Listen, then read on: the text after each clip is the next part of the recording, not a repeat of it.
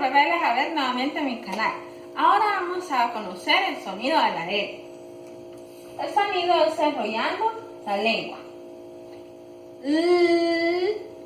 Volvamos a hacer. Muy bien. Les presento la letra L de forma de carta o cursiva en mayúscula. La letra L siempre en carta o cursiva en minúscula. Y aquí la tenemos en molde.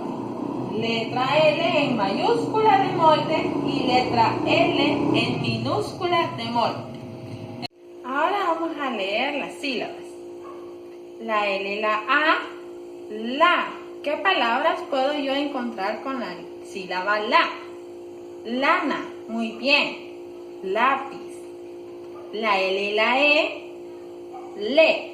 ¿Qué palabras podemos encontrar con le? León, muy bien. ¿Qué otra?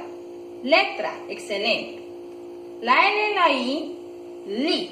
Palabras con la sílaba li. Limón, muy bien. Lima, excelente. La L y la O, lo. ¿Qué palabras puedo encontrar con la sílaba lo? Loma, muy bien.